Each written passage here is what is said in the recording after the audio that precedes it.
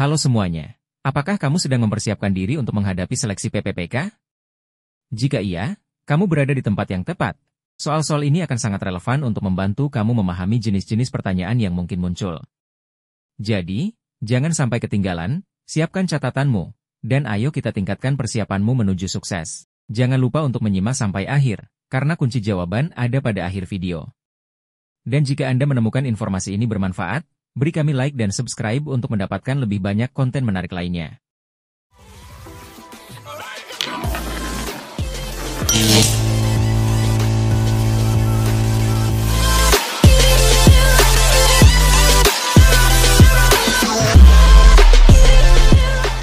Soal 1. Apa saja undang-undang yang mengatur layanan operasional di Indonesia dalam konteks layanan operasional? A. UU Nomor 8 Tahun 1999 tentang Perlindungan Konsumen. B. UU Nomor 30 Tahun 2009 tentang Ketenagalistrikan. C. UU Nomor 25 Tahun 2007 tentang Penanaman Modal. D. UU Nomor 11 Tahun 2020 tentang Cipta Kerja. E. Semua jawaban benar.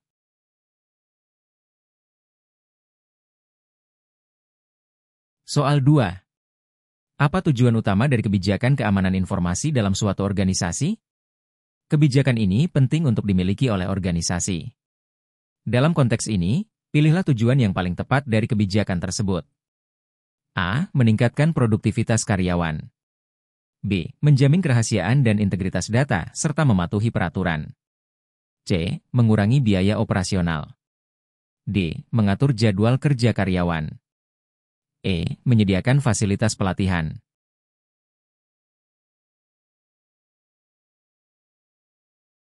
Soal 3. Sebutkan sanksi yang diberikan jika terjadi pelanggaran terhadap Undang-Undang Layanan Operasional sehingga sanksi tersebut dapat mempengaruhi organisasi. A. Peringatan lisan. B. Denda administratif. C. Penutupan sementara. D. Pencabutan izin usaha. E. Semua jawaban benar.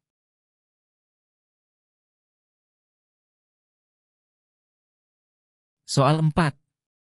Dalam proses perencanaan, setiap langkah memiliki peran penting untuk mencapai hasil yang diinginkan. Apa yang merupakan langkah pertama dalam proses perencanaan yang efektif dan sangat krusial? A. Mengidentifikasi tujuan. B. Mengumpulkan data.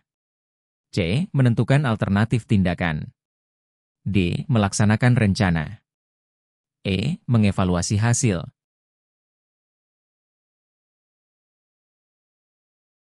Soal 5. Bagaimana penerapan prinsip-prinsip hukum dalam manajemen operasional dan pentingnya kepatuhan hukum dan etika dalam pengambilan keputusan sehari-hari? A. Dengan mengabaikan regulasi yang ada. B. Melalui kepatuhan terhadap hukum dan etika. C. Hanya memperhatikan keuntungan perusahaan. D. Mengutamakan kepentingan pemangku kepentingan. E. Mengabaikan aspek sosial. Soal 6. Apa yang dimaksud dengan Gantt chart dalam konteks perencanaan proyek? Pilihlah definisi yang paling tepat. A. Diagram yang menunjukkan struktur organisasi. B. Grafik yang menunjukkan aliran kerja. C. Alat bantu perencanaan yang menampilkan jadwal proyek. D. Sistem penilaian kinerja. E. Metode analisis risiko. Soal 7. Apa dampak perubahan undang-undang terhadap praktik layanan operasional? Sehingga organisasi dapat menyesuaikan diri dengan perubahan tersebut. A. Meningkatkan biaya operasional. B. Mengurangi efisiensi layanan. C. Memperbarui prosedur operasional. D. Mengurangi tanggung jawab perusahaan. E. Semua jawaban salah. Soal 8. Apa yang termasuk dalam tahapan perencanaan? Perencanaan yang baik melibatkan berbagai elemen untuk memastikan kelancaran eksekusi. Pilihlah opsi yang paling komprehensif. A. Membentuk tim kerja pelaksanaan tugas. B. Menentukan tujuan, mengidentifikasi sumber daya, dan mengembangkan strategi.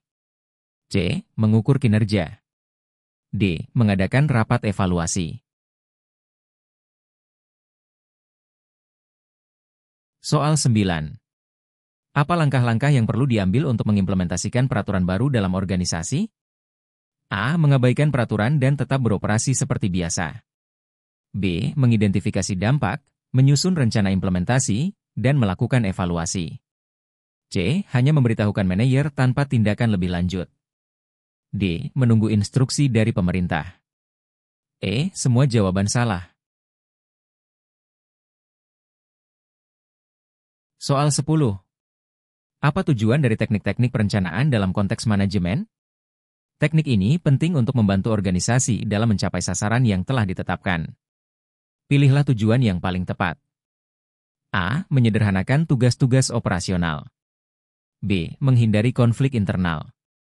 C. Meningkatkan efisiensi dan efektivitas dalam mencapai tujuan. D. Mengurangi biaya produksi. E. Meningkatkan pelanggan. Soal 11. Sebutkan peraturan pemerintah yang berhubungan dengan layanan operasional. A. Peraturan Pemerintah Nomor 34 Tahun 2017 tentang Jasa Konstruksi. B. Peraturan Pemerintah Nomor 27 Tahun 2012 tentang Izin Lingkungan. C. Peraturan Pemerintah Nomor 16 Tahun 2018 tentang Perhubungan. D. Peraturan Pemerintah Nomor 82 Tahun 2012 tentang Sistem Elektronik. E. Semua jawaban benar. Soal 12. Mengapa penting untuk mengevaluasi hasil setelah melaksanakan rencana? A. Untuk menentukan anggaran yang diperlukan. B. Untuk memastikan semua tujuan telah tercapai dan mengidentifikasi area perbaikan. C. Untuk membentuk tim baru. D. Untuk menambah sumber daya. E. Untuk merayakan pencapaian. Soal 13. Bagaimana cara sosialisasi peraturan baru kepada karyawan di suatu organisasi? A. Mengirim email massal. B. Melakukan pelatihan dan workshop. C. Mengabaikan sosialisasi. D. Hanya memberitahu manajer saja. E. Semua jawaban salah. Soal 14. Apa fungsi utama dari pengorganisasian dalam manajemen? A. Mengatur dan mengkoordinasikan sumber daya untuk mencapai tujuan. B. Mengidentifikasi peluang pasar. C. Mengembangkan produk baru. D. Melakukan promosi produk. E. Menyusun laporan keuangan. Soal 15. Apa yang harus dilakukan jika ada peraturan yang bertentangan dengan kebijakan internal? A. Mengikuti peraturan pemerintah dan mengabaikan kebijakan internal. B. Memodifikasi kebijakan internal agar sesuai. C. Mengadukan ke atasan tanpa tindakan. D. Mengabaikan kedua peraturan. E. Semua jawaban salah. Soal 16. Apa yang dimaksud dengan teknik-teknik perencanaan? Teknik-teknik ini sangat penting dalam menyusun rencana yang efektif. A. Metode untuk melakukan evaluasi kinerja.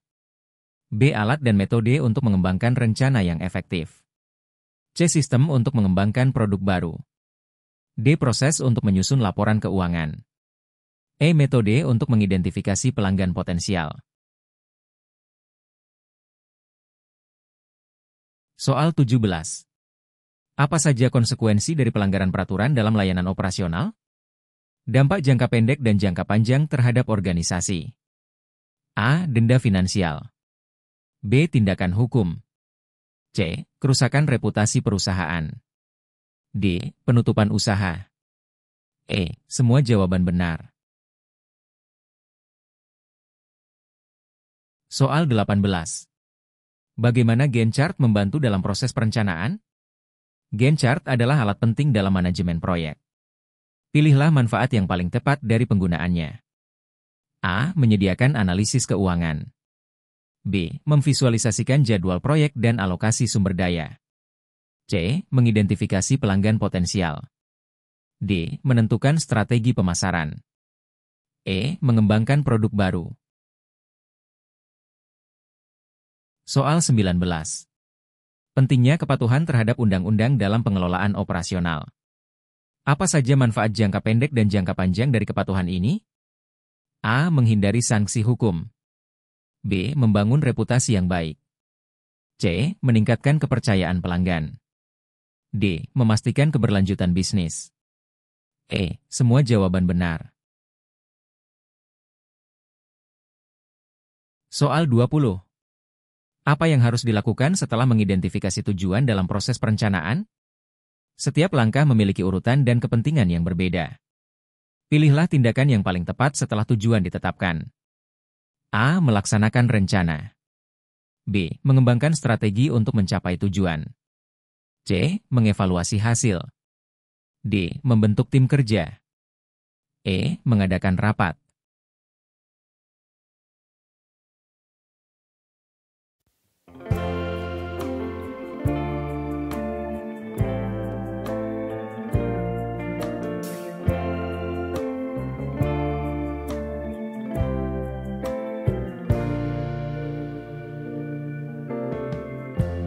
Lighten up